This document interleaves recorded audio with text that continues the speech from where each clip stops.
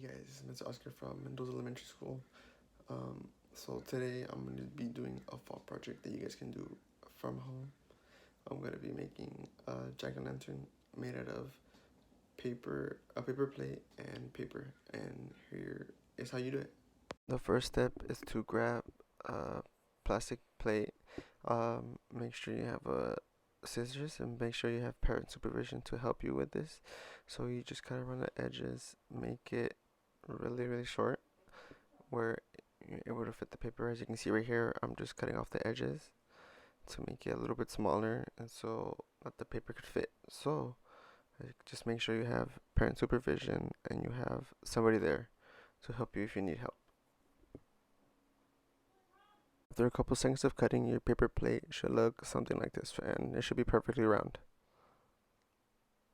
The next step is to flip your paper plate around and grab the orange piece of paper and try to trace around the plate as smooth as possible.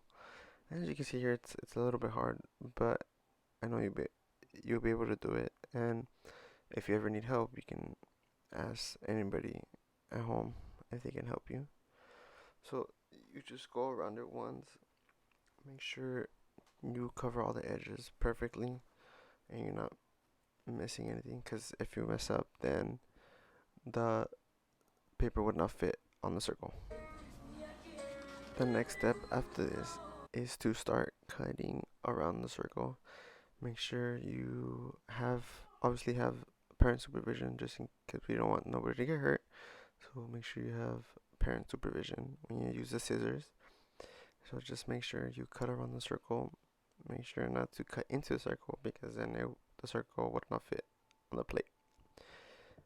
And you would have to redo it. And I know we don't want that. So as you can see here, I'm just cutting around, make sure I don't miss anything. Make sure you cut off all the edges and make sure it's okay if it's not a perfect circle, but as long as it fits on the plate, then it would be perfect and it will come out looking good.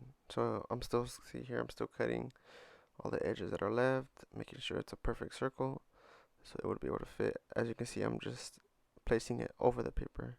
The sixth step is to apply glue on your orange piece of paper.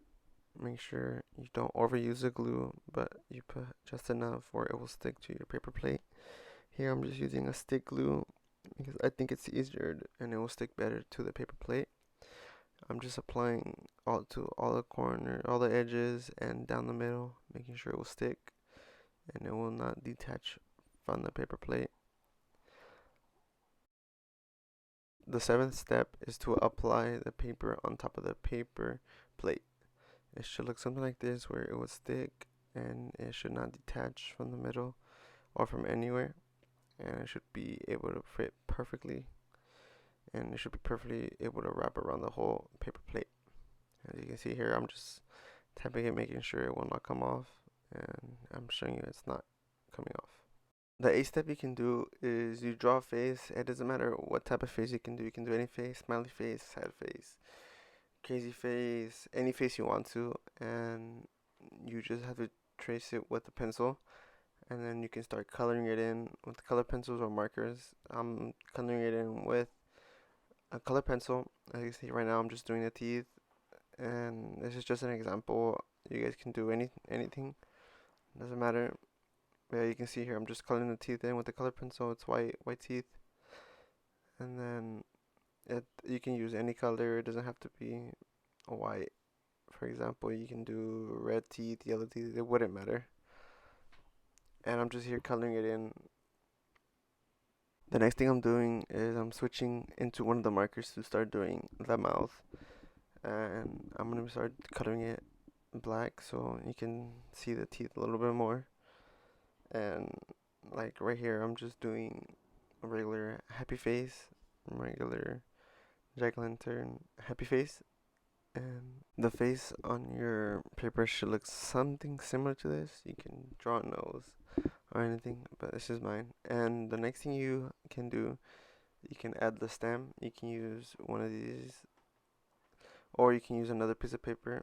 You just fold it up as small as you can, so you can make it look into a stem. As you see here, I just keep folding it until I make it as small as I can. You can either tape it to the back of your paper, or you can glue it.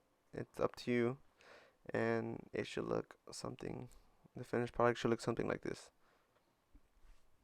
Thank you guys for watching the video. I hope you guys enjoyed, and I hope you guys can do this at home with your parents or anybody at home. Thank you guys.